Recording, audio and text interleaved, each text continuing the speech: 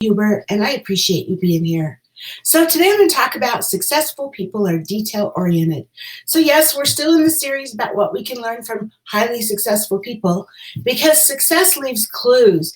And if we watch the successful people, regardless of what business they're in, whether they're in our business or in a different business, we can learn from them because they do the things that make them successful. And we can learn, right? So another trait of highly successful people is that they're detail oriented. So, a common mistake that many people make is that they're so focused on the big picture and the ultimate end goal that they forget to focus on smaller details. Sorry about that. So some people believe that the details are not as important, but that's not really true. The successful people, they look at both. They have the big picture and the details. They manage it all, right? So, in most parts of life, the little details are incredibly important. If you want to be successful, you should be quick to focus on the smallest factors of any project to ensure its success. So some of the things that detail-oriented people do, people who are detail-oriented and successful, some of the things that they do is that they always proofread their work several times over. So papers, emails, texts, anything they put out, they're not happy about shoddy work and they won't accept it in their own work. Then another one is they notice patterns. So you know what? Richard does that.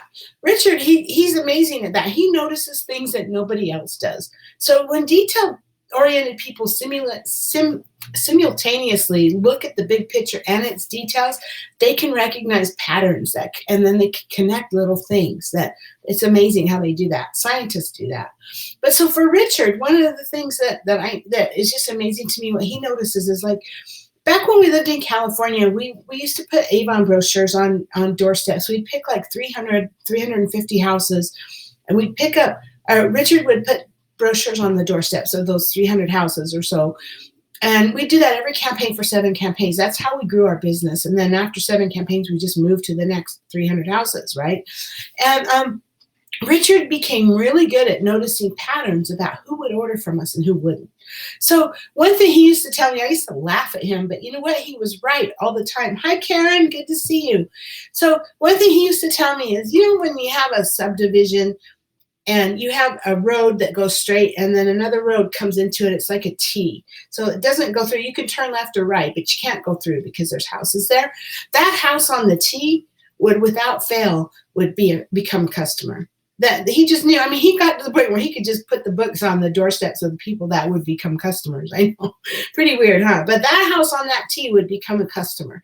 And then in a subdivision, you know how they build like they nowadays, and the older ones aren't so much like that. But nowadays, like when they tear down a store and they build a subdivision in it, you have like this whole like you have an outer perimeter of it, and then you have the ones in the middle.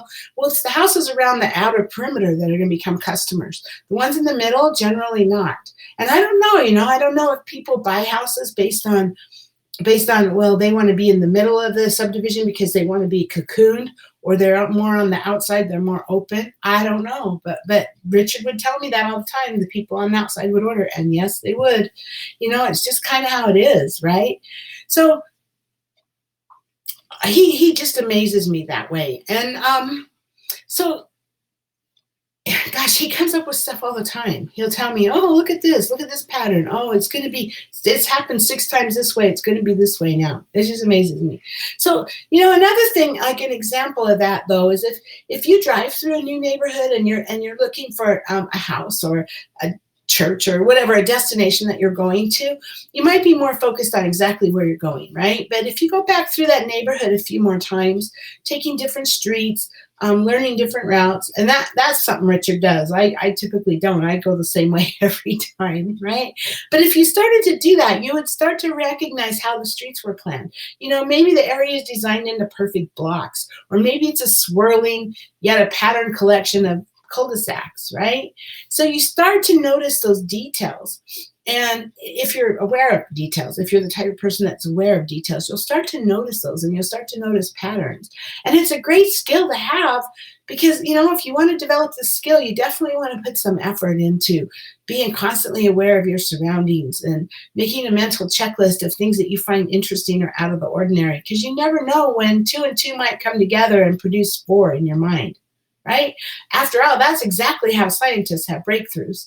They put these like, oh, this thing means nothing and this thing means nothing. And then all of a sudden, click, wow, they come together, right? That's how scientists have breakthroughs. And that's pretty cool. Hi, Anitra. Good to see you. Good morning. Afternoon, I guess.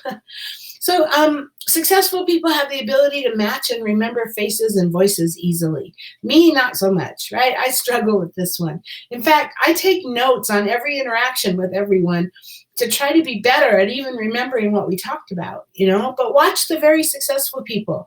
They recognize everybody in the room and they address them by name and they remember details about each person. So that's something that, that you might want to work on if that doesn't come naturally to you. It doesn't for me, and I'm still working on it. They notice things out of place. So detail-oriented people make great investigators because they notice that details don't quite fit into the big picture, right? When you walk into your house, do you immediately notice if something's changed? If so, you're probably paying attention to details of your daily life. So I'm good at this one. I'm really good at this one. So detail-oriented people usually remember exactly how they leave their personal space. And so if something's out of place when they return, the difference just glares in their face, right? You remember when we were kids, those little puzzles, they're still around, what's wrong with this picture? If you're really good at finding the odd objects, then you probably might be detail-oriented yourself. So Anitra says, I have to be aware about my surroundings no matter what I do. Absolutely. I agree. Yeah. So detail-oriented people or successful people, especially, they see the big picture. Sometimes the devil's in the details, right? But in other times, the devil's in spending way too much time on the details. So successful people pay attention to the details, but they do that with an eye for the big picture. So looking at things with a broad perspective allows a detail-oriented person to get an overview that can inform and enhance their decision-making, because it's all about, you're dealing with the details and you have to make decisions, but you need that big picture in order to make the right decision. Otherwise, you're not going anywhere, right? So details are so important in everyday life. They're especially important to any projects we might be working on. It's important to know what tasks need to be completed so that way everything, progresses smoothly. If you have tasks that are going out of order, you might get to a point where you have to backtrack before you can make any progress any further because maybe you missed something or, and it might take you longer than you thought to complete that project. The last thing you want to do is leave something up to chance or be uncertain about something. You might get away with it a few times, it might work, but at some point you're going to hit that point where something that you didn't focus on is going to end up going wrong, and that's going to ultimately cause your whole project to fail. So it could be something really insignificant, but it could be holding up the rest of the project. So the details are important. It's important to pay attention to them. But also it's important to remember that while it's important to focus on all these details, you still want to keep looking at that big picture too. If you can develop both your detail-oriented thinking and keep your eye on the big picture, you're bound to succeed, for sure. Yeah, Anitra says it's a blind person thing. I totally get that because especially being blind, you need to be aware because it's even more important to be aware of what's going on around you. I get that. I totally get that. So, hey, now I'd love to hear from you. Are you a detail-oriented person or more of a big picture person? Obviously, both are important for success, but I'd love to hear your thoughts. Please get in the comments below and share with us. Anitra, thanks for being with us, and thanks for sharing. And Karen, thanks for being here today. Anyway, all you guys, hope you have a great day, and I'll see you tomorrow. Bye-bye.